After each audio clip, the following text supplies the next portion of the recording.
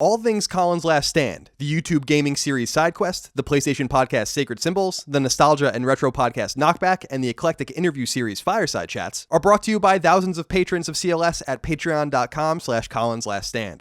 If you like any or all of what I do, please consider supporting CLS on Patreon.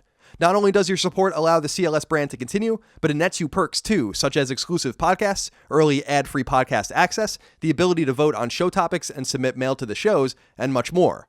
Thank you for your kindness, generosity, and support. I truly appreciate it. Now, on to the show.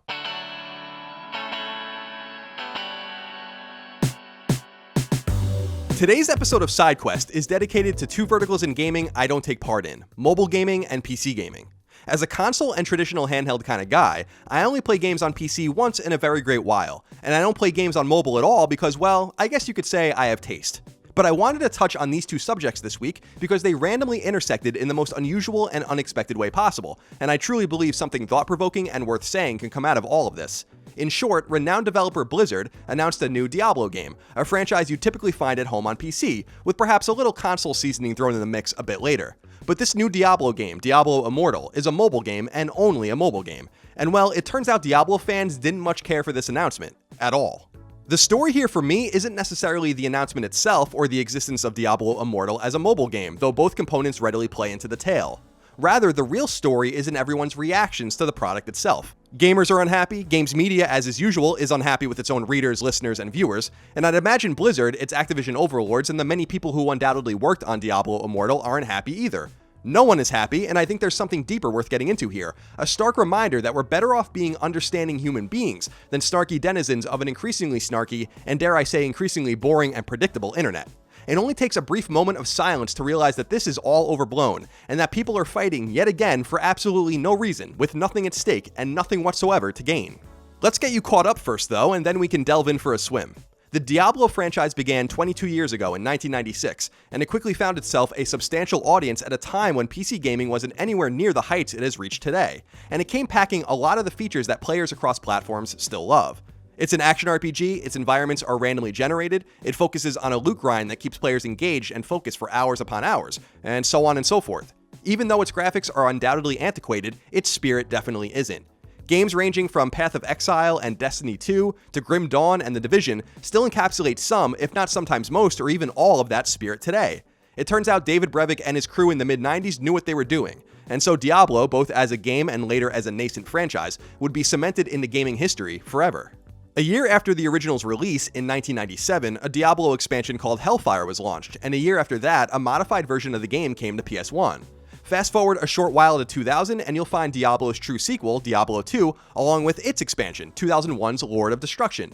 But here's the thing for those unaware. Following Lord of Destruction's launch, there was nothing for 11 full years, like nothing at all in the realm of Diablo. It took more than a decade for Blizzard to launch the much-awaited Diablo 3, and when it did come out in 2012, there was incredible fanfare, robust console releases, and a couple of expansions, the last of which came out just last year. Between original, base games, and expansions, the Diablo series as a whole has sold many tens of millions of copies. It's a smash hit and a mainstay not only for the hardcore PC gaming contingent, but for those who love hack-and-slash grindy role-playing games. Plenty of my fellow console peasants enjoy Diablo 3 too. And so it's no surprise that its vast audience has taken some ownership over where they hope it goes next. For many of them, nothing will exceed Diablo in the entertainment value it provides to them. They love it, they miss it, and they want more of it. That brings us to today, or well, at least to a few days ago, when the next Diablo game was set to be revealed at BlizzCon, Blizzard's annual gathering and celebration of its expansive catalog of popular wares, games like the aforementioned Diablo 3, but also Hearthstone, Overwatch, Heroes of the Storm, World of Warcraft, and more. Blizzard employs nearly 5,000 people around the world. It's no small outfit, and its games are no small deal. So it was truly striking to many players, and certainly to many of the studio's fans, when, for only the fourth time in 22 years, they announced a new Diablo game. It's called Diablo Immortal, and as was already said at the top of the video, it's a mobile game, only a mobile game. When asked for clarification during a Q&A, the developers on stage at BlizzCon noted that there were no plans to bring the game to PC. And as you probably know, one particularly snarky fan asked if the entire ordeal was nothing more than an early April Fool's joke. Inartful and cringy to be sure, but believe me when I tell you, the internet never forgets. The entire situation entered a readily identifiable cycle. Allow me to walk you through it. For starters, Blizzard is owned by Activision, and while all corporations are focused on the so-called pursuit of profit, Activision has been especially well known for shirking convention or reason to chase the bottom line. This is why they've crafted an entire first-party ecosystem that does virtually nothing but make Call of Duty games year in and year out with no end in sight, and why their Destiny series is so incredibly central to their portfolio. This isn't a publisher that takes risks or does the unexpected. I mean, even Sekiro: Shadows Die Twice, which comes out in just a few months, is at first blush an unusual Activision game. But is it? It's a From Software game. It's about as safe a bet as you can make. But there was something un-Activision about Blizzard, until suddenly at BlizzCon they seemingly became indistinguishable. There's no doubt about it, at least from my perspective. You can't tease Diablo announcements at your annual convention, pack a bunch of diehard fans into the room, and then show them a mobile game. I'm not even speaking about the wisdom of the game being made and ultimately launched. I'm simply talking about how it was teased, how it was revealed, and how no one at Activision or Blizzard seemed to be prepared for what was inevitably going to happen. Did they think people were going to applaud and be excited? Did they think that facetiously asking the audience if they have phones when they started booing was a good way to deal with your most ardent, money-wielding fanbase? How can you blame players for being ruthlessly skeptical? Mobile gaming is largely almost universally awful, and you just told them their beloved franchise's fourth core installment in 22 years is a mobile exclusive. This isn't how you build trust, but it is how you break it. That was just the start of the cycle, though. The arguments moved online, not only to YouTube, where multiple trailers for the game have been downvoted to a degree virtually unseen in the history of Google's video platform, but to social media, where more predictable lines were drawn. Many would-be players and consumers were aghast and upset, some to a comical and melodramatic degree. That brought in the games media, which largely hates its own audience and doesn't seem to actually understand the passions of fandom and where those passions sometimes lead, and so they jumped in. And then people were mad at each other, and then articles were written, and then more YouTube videos were created, and I'm sure some people expressed consternation on Twitch, and whatever else. The point is, the outrage feeds the outrage. Your outrage over the game feeds the websites that hate you, and the websites that hate you feed the YouTubers that hate those websites, and those YouTubers feed the passions of a fan base longing for more of what they love, and so on and so forth. The reality is, everyone is to blame and no one is innocent, and it's easy to point at this video, the one you're watching now, and say it's feeding into the cycle too. Perhaps you're right, I'll leave that up to you to decide. But rather than nourish the outrage, I wanted to make a video that helped ease the tension a bit, and put a realistic lens through which you can see the situation as it is. See, Blizzard is working on multiple Diablo projects, they've said it themselves. No one doubts that Diablo 4, like a real true Diablo game for PC gamers, is going to come out.